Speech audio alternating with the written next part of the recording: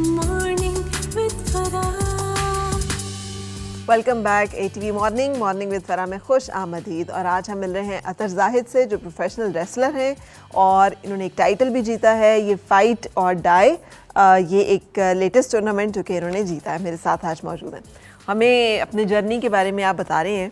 मुझे ये बताइएगा कि कितने और ऐसे लोग हैं जो आपको देखकर इस फील्ड में आए हैं और किस को वालिद के अलावा कोई और ऐसी इंस्पिरेशन जो आपका बड़ा रोल मॉडल रहा हो रेसलिंग में? रोल मॉडल बेसिकली जब मैं बड़ा हो रहा था तो शॉन माइकल मेरा बहुत फेवरेट था। तो उसको देख के मेरे जब स्कूल में टेस्ट होते थे या एग्ज़ाम होता था, मैं उसका नाम भी साथ लिखता था, HPK शॉन माइकल। उसका नाम कहाँ लिखता था पेपर पे? पेपर पे जो टेस्ट पेपर्स मेरे होते थे, मेरा टेबल था। हाँ। तो यहाँ जो एग्ज़ाम होता था एक दो दफ़ा मैंने उस पर भी उसका नाम लिख चुका हूँ। तो टीचर्स मेरे से पूछती थी कि ये क्या है, कौन है ये, तो उनको नहीं पता होता था कि ये कौन है। तो मैं इतना मुझे क्रेज़ था शॉन माइकल जैसा बनने का, तो वही मेरी इंस्पिरेशन और वही मेरा रोल मॉडल रह चुका है जो रेसलिंग में आने के लिए। और अब आपको देखकर कितने यंगस्टर्स हैं इंस्पायर हुए हैं और फैमिली में भी जो इस तरफ आ रहे हैं? बिल्कुल, मुझे काफ़ी मैसेजेस आते हैं इंस्टाग्राम पे और सोशल मीडिया पे कि हमें भी ये चीज़ ज्वाइन करनी है। काफ़ी अंडर एज लड़के भी हैं और काफ़ी 18+ भी, वो मेरे से पूछते हैं कि कैसे क्या तरीका है। तो मैं उनको गाइड जितना मेरे से हो सके मैं करता रहता हूँ कि अब आप ऐसे करें ऐसे करें।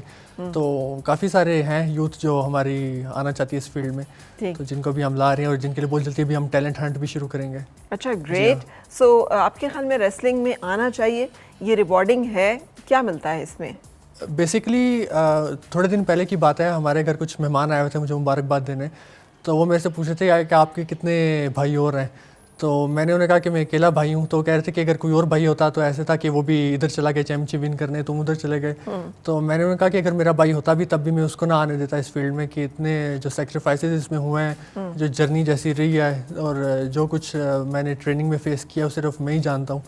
तो इसमें ऐसा नहीं है कि आप आएंगे 2 दिन आपने 2-4 मूव सीखे और आप समझे कि आप रेसलर बन गए। इसमें सालों साल की मेहनत होती है, ट्रेनिंग होती है, पैशन है, फिर जाके एक रेसलर तैयार होता है। तो ओवरनाइट गेम कुछ भी नहीं है ये। कोई सोचे कि मैं 2 दिन रिंग में आके ट्रेनिंग करके 2-4 मूव सीख के रेसलर बन जाऊंगा, ऐसा कुछ भी नहीं है। सालों साल लग जाते हैं। कब से आपने ट्रेनिंग शुरू की थी? ये जो प्रोफेशनल ट्रेनिंग आपने लेना शुरू की है, इसका आगाज़ कब से किया था? ट्रेनिंग तो मैंने बहुत कम उम्र में शुरू कर दी थी, आई थिंक 11-12 साल की एज में शुरू कर दी थी। लेकिन प्रोफेशनली में 2018 से इस फील्ड में हूँ, 6 साल हो गए। 2018 से 6 साल। जी। और किन सेक्रीफाइसेस की बात करें? अभी भी मैंने आपसे पूछा था तब आपने उसका कुछ इतना मुझे जिक्र नहीं किया कि क्या क्या कुछ है जो कि इसमें सहना पड़ता है और ट्रेनिंग में क्या क्या प्रोसेस है। कुछ ऐसा वाकया जो आपको याद हो, कुछ ऐसा हुआ हो जो कि आप शेयर करना चाहें? सेक्रीफाइसेस यही है कि आपको एक तो फैमिली का, जैसे मैंने बताया मेरी मदर का इसमें बहुत सारे मसले आए कि मेरी मदर कहती नहीं छोड़ दो इसको, अब ये बहुत हो गया, तो ये कोई शौक नहीं है, कोई ये ऐसी चीज़ नहीं है जो रिवार्डिंग हो। तो ये काफ़ी सारी चीज़ें हुई। फिर यानी फ्रेंड्स और ये वो इस तरह की काफ़ी चीज़ें हैं जो यानी मुझे रेसलिंग के लिए कुछ यानी अलग अपने एक जर्नी बनानी पड़ी। और आपको पता है कोई किसी भी यूथ का या यंगस्टर का ऐसा गोल नहीं होता कि बड़े होकर उसने रेसलर बनना है। हाँ। तो मेरा जो डिफरेंट गोल था एक तरह से। तो इस तरह मुझे कोई बचपन में आज तक कोई ऐसा लड़का नहीं मिला जिसने मुझे बोला हो कि मैंने रेसलर बनना है। तो ये इस तरह का मेरा कोई दोस्त भी नहीं था जो मेरे साथ मेरे टाइम में जब मैं बड़ा हो रहा था या जब मैं ट्रेनिंग कर रहा था कोई इस तरह मेरे साथ होता स्पोर्ट के लिए, या मैं अकेला ही था। जो कुछ मैंने जर्नी में फेस किया या किया वो सारी मेरी अकेले की जर्नी रही है। राइट। तो जी हाँ, और मेरी फैमिली बस मेरे साथ थी। और तो फैमिली सपोर्ट थी मुकम्मल? बिल्कुल थी, बिल्कुल। वालदा भले चाहती नहीं थी कि आप करें, लेकिन फिर सपोर्ट करती थी? बिल्कुल, फैमिली की सपोर्ट तो थी। तो उन्हीं की वजह से तो आज मेरे पास टाइटल है। तो जब मैंने टाइटल विन किया तो घर में आके सबसे पहले मैंने अपनी मदर को ही टाइटल दिया। मैंने कहा सिर्फ नाम मेरा है लेकिन है आपका। तो फैमिली की सपोर्ट थी बस।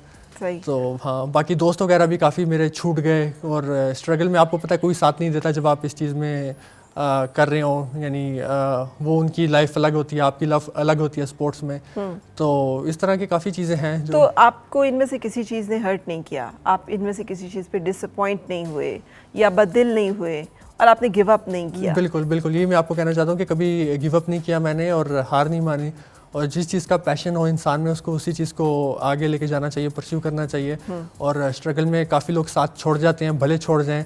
और जब आप फाइनली जब आपकी विक्ट्री होती है तो आपको सारे सेक्रीफाइसेस वो सारी चीज़ें पूरी हो जाती हैं। तब आपको कोई रिग्रेट नहीं रहता कि जो आपने किया है सेक्रीफाइसेस किए हैं जो आपने। अच्छा, यूजुअली जो स्ट्रगल होती है ना, उसमें दर्द का एलिमेंट, दर्द अनदेखी दर्द तो हम साइकोलॉजिकल हो सकती है, इमोशनल ट्रॉमास हो सकते हैं, लेकिन ये जो फिजिकल पेन है इसका एलिमेंट नहीं होता। बट आपको तो जिस्मानी दर्द से, अजियत से, तकलीफ से, चोट से जो है वो सहना और गुजरना पड़ता है। सो ये तो बड़े बड़ों का हौसला तोड़ने के लिए बहुत काफ़ी है ना। किसी की भी ट्रेनिंग भी करनी हो ना, किसी जानवर की भी ट्रेनिंग करनी हो, तो उसको आप मतलब कैरेट एंड स्टिक से कि अगर उसे मारेंगे तो उसे समझ आ जाएगा कि ये काम नहीं करना। तो आप तो मार खा के भी उस पर चलते रहे। So what kind of passion, ये पैशन जो है ये कहाँ से फ्यूल मिलता है इसको, कैसे आप इसको कंटिन्यू करते हैं?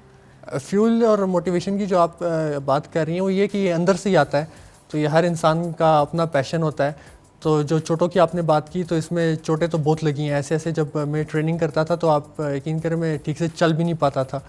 तो ट्रेनिंग के बाद मेरी बहन मेरा मजाक उड़ाती थी कि चला भी नहीं जा रहा, और मैं अपनी नेक भी मूव नहीं कर सकता था इस तरफ। तो इस तरह के काफ़ी फिजिकल पेन भी बहुत है इसमें, और मैंने चोटें भी बहुत लगी हैं। नी भी मेरे अभी जो मेरा मैच हुआ है रिसेंटली, इसमें मेरे नी में भी कुछ हुआ है। अभी मैं सऊदीया जाऊँगा तो वहीं से मैं यानी करवाऊँगा कि क्या हुआ है, अभी मुझे नहीं पता कि क्या है। तो इस तरह के काफ़ी फिजिकल पेन भी इसमें बहुत आपको बेयर करनी पड़ती है। तो यही है बस कि अल्टीमेट टारगेट क्या है, करना क्या है? जी हाँ, अल्टीमेट टारगेट यही है कि WWE तक पहुंचना है, जो हर रेसलर का ड्रीम होता है। तो WWE तक जाके अपनी कंट्री को रिप्रेजेंट करना और WWE तक पहुंचना और वहाँ पे परफॉर्म करना, हर रेसलर का यही टारगेट होता है। ठीक है। अच्छा, मार खाते हुए कभी अपनी जो दर्द हो रही होती है, कभी ये ख्याल आया हो कि यार अगले बंदे को आप अपील करेंगे, नहीं बस इनफ, गिव अप जिसे कहते हैं आप लोग, कि इनफ, बस ठीक है, डन? नहीं, ऐसा तो नहीं हुआ, क्योंकि जब मेरा म्यूज़िक हिट होता है तो मेरा एटीट्यूड चेंज हो जाता है रिंग में जाते हुए, और जब सामने लाइव क्राउड होता है तब तो एटीट्यूड और मैं किसी और जोन में ही होता हूँ। तो तब दुनिया की कोई फिक्र नहीं होती, भले खुशी हो गम हो, उस टाइम यही होता है कि किसी भी तरह अपने अपोनेंट को मारना है और विन करना है। जुनून एक तरह से तारी हो जाता है, बिल्कुल जैसे म्यूजिक हिट होता है। सही। और बाज़ औक़ात इसमें एडिक्शंस की बात भी होती है, बहुत सारी ऐसी ड्रग्स की बात भी होती है जो हाई करती हैं या स्टेमिनास वगैरह के बेहतर करती हैं। तो आपकी फील्ड में तो इसका खासा यूज़ है और खासा इस बारे में डिस्कशंस रहती हैं। तो कभी आपने भी इस तरफ एक्सपेरिमेंट किया? नहीं, मैंने तो नहीं किया। इसमें काफ़ी परफॉर्मेंस इनहेंसिंग ड्रग्स होते हैं, PED, तो जो काफ़ी आजकल यूथ कर भी रहा है। लेकिन मैं तो यही रिकमेंड करूँगा कि इस तरफ ना जाएं। जो आपका नेचुरल स्टेमिना है, जो आपकी नेचुरल एनर्जी है, उसी की बेस पे आप सब कुछ करें। तो ये टेम्परेरी वक्ती तौर पे तो आपको बूस्ट करेंगे, लेकिन आगे जाके जैसे आपकी एज ज़्यादा होगी तभी आपको इसका रिग्रेट होगा और आपको इसके नुकसान होंगे। तो मैं तो किसी को नहीं कहूँगा कि ये PED की तरफ आए और इस तरह के कोई भी सब्सटेंस यूज़ करें। लेकिन कभी ऐसा हुआ हो कि आप अपने ओपोनेंट से आपको फील हुआ हो कि उसने इस तरह का कोई सहारा लिया हुआ है या इस तरह की कोई ड्रग यूज़ की हुई है? ये प्रोफेशनल रेसलिंग है तो इसमें तो ज़ाहिर है टेस्टिंग्स होती हैं। जी, टेस्टिंग्स होती हैं। इसमें पाकिस्तान में नहीं होती लेकिन इंटरनेशनली होती हैं। तो पाकिस्तान में भी इस चीज़ का इतना कंसेप्ट नहीं है मेडिकल का, लेकिन इंटरनेशनली तो टेस्टिंग के बगैर तो आप रैंडमली टेस्ट होते हैं। यानी कभी भी कोई भी आप पिक करके तो आपको बुलाया जाएगा और आपके टेस्ट होंगे। तो अगर आप पकड़े जाएँ तो आप पे सस्पेंशन हो जाती है। दूसरी दफ़ा आप पकड़े जाएँ थोड़े ज़्यादा टाइम के लिए होती है। अगर तीसरी दफ़ा हो जाए फिर आपको फाइड कर देते हैं। ठीक है। जब आप पाकिस्तान में आके रेसलिंग करते हैं, जैसे आपने इस टूर्नामेंट में पार्टिसिपेट किया, और जब आप बाहर करते हैं, क्या डिफरेंस फील होता है? क्या क्राउड में, क्या लोगों में, क्या प्लेयर्स में कोई डिफरेंस है? बिल्कुल है। पाकिस्तान में अभी ये नई चीज़ है, तो पाकिस्तान में उस तरह का भी क्राउड नहीं है। वैसा उस तरह के नंबर्स नहीं आते क्राउड में पाकिस्तान में। इंटरनेशनली क्राउड बहुत होता है जो इंजॉय भी करते हैं, साथ चीयर करते हैं, बू करते हैं। पाकिस्तान में भी उस चीज़ का कंसेप्ट नहीं है चीयर और बू का, लोगों को शायद पता नहीं है या आई डोंट नो क्या वजह है। और काफ़ी डिफरेंस है वहाँ के एनवायरनमेंट में, यहाँ के एनवायरनमेंट में। तो अभी पाकिस्तान में हो रही है ग्रो आस्ता आस्ता, तो देखें, लेट्स सी कि। अच्छा, जब आपको खुदा ना खासा मतलब यू आर डाउन जी और आपको हिट किया जा रहा है, तो और आपका जो आपका ओपोनेंट है, जो आपका मुखालिफ है, लोग उसके लिए तालियां बजा रहे हैं और उसकी हौसला अफजाई कर रहे हैं और उसके लिए चीयरिंग कर रहे हैं, तो सुन रहे होते हैं, फिर क्या गुजरती है और क्या फील कर रहे होते हैं? जैसा मैंने आपको बताया, जब म्यूजिक हिट होता है तो उस वक्त मैं किसी और ही जोन में होता हूँ, एटीट्यूड डिफरेंट होता है। तो मैं तो फाइट की बात की, ड्यूरिंग फाइट। जी, ड्यूरिंग फाइट आप नीचे हैं, आपका ओपोनेंट जो है वो इस वक्त अपर हैंड है, उसका मार भी रहा है वो, और क्राउड जो है वो सारा उस वक्त चिल्ला मतलब शोर मचा रहा है, एक्साइटेड हो रहा है इस पे कि मार पड़ रही है। बिल्कुल। सो वो जो आपकी वहाँ पे क्या फीलिंग होगी जो कि एक शख्स जो कि उस वक्त हिट हो रहा है?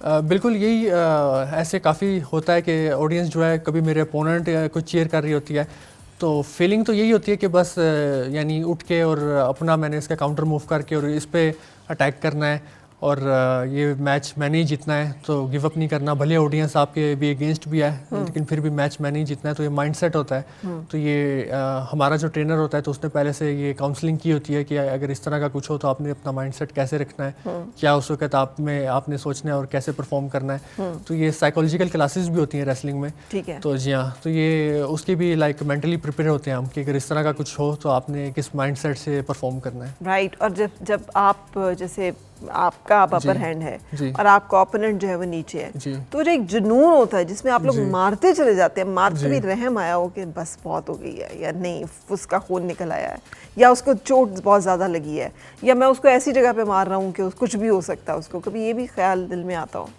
ये एक्चुअली मैच खेलते वक्त तो नहीं आता लेकिन बाद में आता है जब मैच ख़त्म हो चुका होता है। जी हाँ, तो बाद में इस तरह यानी काफ़ी रिग्रेट भी होते हैं। तो बाकी एक दो दफ़ा मैंने अपने अपोनेंट को फ़ोन करके भी बाद में ऐसे बोला कि यार मैंने ऐसे ऐसे मार दिया था, तो उसके लिए तो इस तरह ड्यूरिंग मैच तो नहीं होता, उस टाइम ये होता है कि आपने मारना है जितना हो सके, यानी इस तरह विन करना है। तो लेकिन आफ्टर मैच इस तरह होता है। राइट। तो जैसे कुछ प्रोफेशंस होते हैं ना, इसीलिए वो उनको लोग ज़रा ज़्यादा वो अप्रिशिएट करते हैं क्योंकि उनका जो रिवॉर्डिंग है वो उनकी साइकोलॉजिकल सेटिस्फेक्शन में भी है, स्पिरिचुअल सेटिस्फेक्शन में भी है।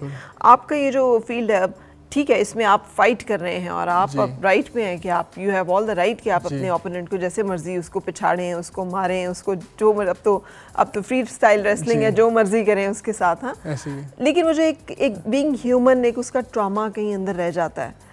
तो कभी हुआ कि आपको अंदर से भी यू फेल्ट ट्रॉमेटाइज, या यू फेल्ट जैसे बाज़ का, मैं बहुत बड़ी कंपैरिजन करने लगी हूँ, लेकिन पोस्ट ट्रॉमेटिक एक सिंड्रोम भी तो होता है, स्ट्रेस डिसऑर्डर भी तो हो जाता है ना, कि आप मतलब PTSD में मुब्तला हो जाते हैं, बहुत सारे ट्रॉमेटाइज हो जाते हैं। तो कभी ऐसा भी आपने अपने साथ या किसी और के साथ कभी फील किया हो कि होता है? नहीं, इस तरह का तो नहीं कुछ भी कभी मैंने फील किया या मेरे अपोनेंट किसी के साथ ऐसा हुआ, क्योंकि ये प्रोफेशनल रेसलिंग है, इसमें आने से पहले पता होता है कि इस तरह के सब कुछ मेंटली प्रिपेयर होता है। हाँ, इसमें पहले से हमें पता है कि कुछ भी हो सकता है, लाइफ रिस्क है इसमें, लाइफ थ्रेटनिंग गेम है, तो कहीं भी लग सकती है, कुछ भी हो सकता है, इंजरी हो सकती है। तो पहले से ये आपका अगर माइंडसेट हो और पता होता है तो फिर तो इस तरह की कोई चीज़ नहीं होती। अगर अम्मा ने जाके हज पे ये दुआ किया, अल्लाह मियाँ मेरे बेटा जो है ना वो इससे बाज आ जाए, और अल्लाह मियाँ ने दुआ कबूल कर ली, फिर क्या होगा?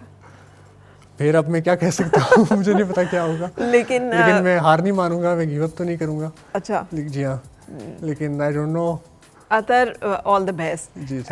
मैं भी चूँकि अगर वोट मुझे करना हो तो I will side with your mother because I can understand her feelings, लेकिन I can understand you as well, इसलिए कि आपको ये अच्छा लगता है और आपका ये एक पैशन है जिसको आप फॉलो करना चाहते हैं। तो मेरी दुआ है, इतनी आपने स्ट्रगल की है इसमें, इतनी कोशिशें की हैं, सिर्फ ये टाइटल नहीं, बहुत सारे और ऐसे टाइटल जो कि आप जिनको देख रहे हैं, अल्लाह ताला आपको टाइटल, वो बेल्ट्स, वो सब चीज़ें जो हैं वो नसीब करें।